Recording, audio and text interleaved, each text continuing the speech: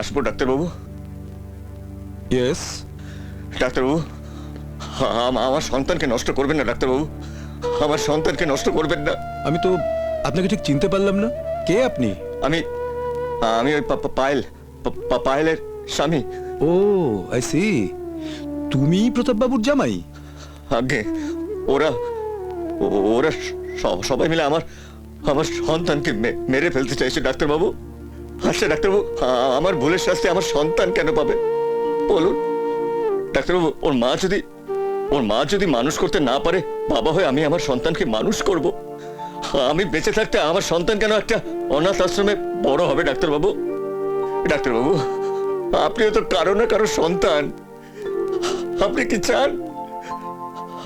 চান যে আমার সন্তান আমাকে ছেড়ে অন্য কারোর কাছে মানুষ হোক? দয়া করে আমার সন্তানকে আমায় ফিরিয়ে দিন ডাক্তারবাবু, দয়া করে আমার সন্তানকে আমায় ফিরিয়ে দিন। আমার সন্তানকে ওঠো রাজা, ওঠো ওঠো রাজা, প্লিজ তুমি শান্ত হও।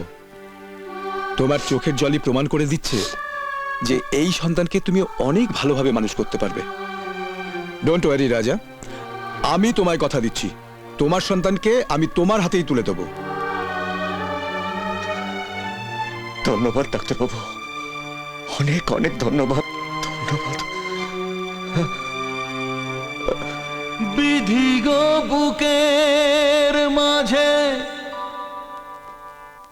কেন ওঠে ঝড়, কেন যে আপন জনা হয়ে যায় পর। Very sad.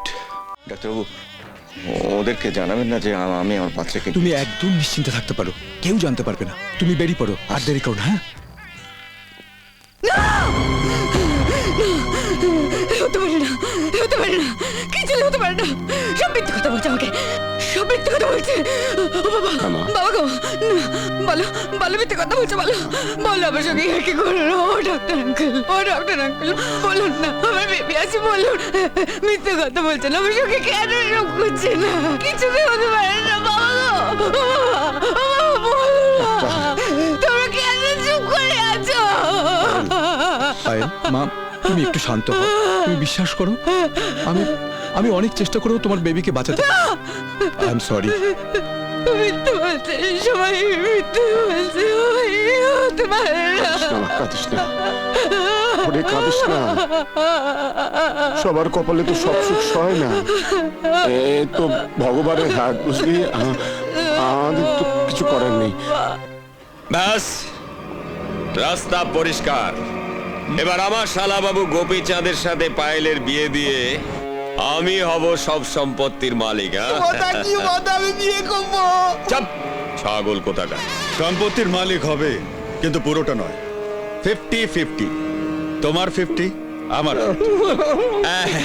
সে তো নিশ্চয়ই 50-50। আমার লক্ষ্য এখন একটাই, ওই রাজা, ওকে আমি কলকাতা থেকে সরাবই।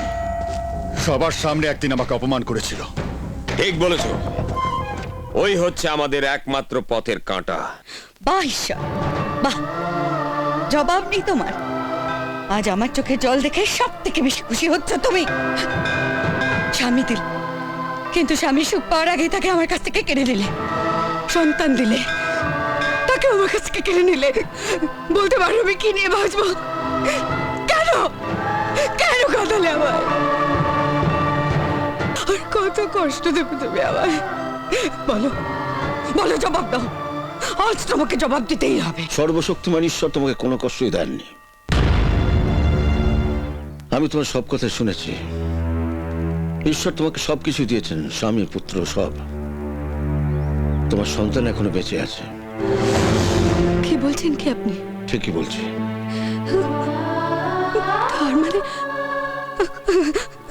তার মানে আমার সন্তান বেঁচে আছে?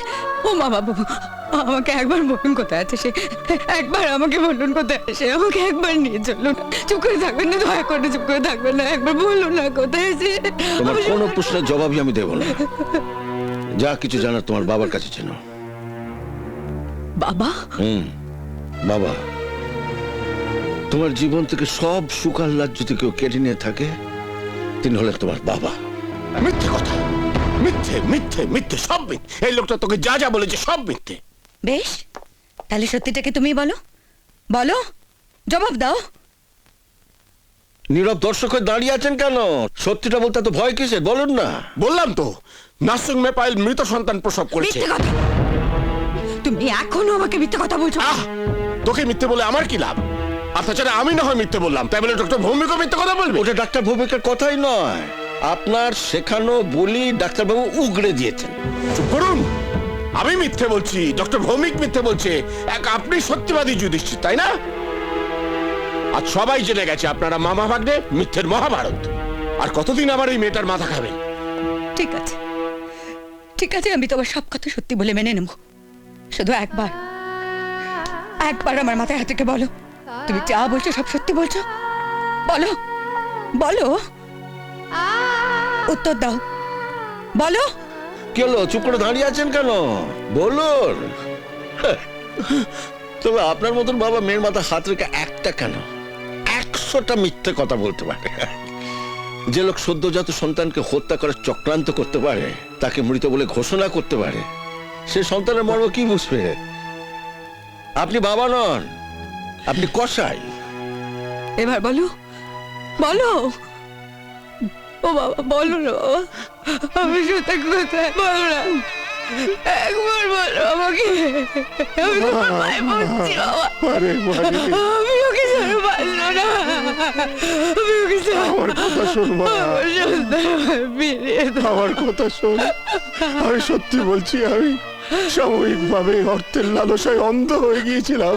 আমিও কিন্তু কিন্তু তুই বিশ্বাস কর, আমি জানি না তোর সন্তান এখন কোথায়, কার কাছে আছে, আমি জানি না। আমি জানি কোথায় আছে। তোমার সন্তান তার বাবার কাছেই আছে। রাজা, রাজার কাছে?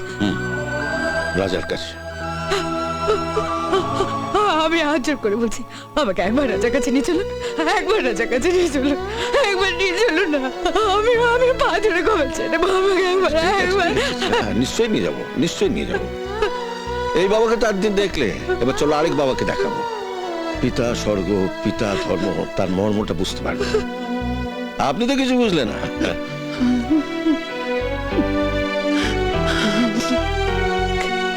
চল দাঁড়ান, আমাকেও সাথে নিয়ে চলুন। আমি আমার ভুল বুঝতে পেরেছি, আমার ভুল শোধরানোর একটা সুযোগ দেবেন না মানে? আমাকে পাপের প্রায়শ্চিত্ত করতে দিবি না মা? বিশ্বাস কর মা, আমি টাকা পয়সা ধন দৌলত কিচ্ছু চাই না, কিচ্ছু না। আমি শুধু চাই তোরা সুখে থাকবো। তোরা এই জন্যই তো অপেক্ষা করছিলাম। আরে চলো, ওদিকে আমাদের ছোট্ট দাদু ভাই রাজার রাজা হয়তো আমাদের জন্য অপেক্ষা করছে। আসুন, আসুন, আসুন।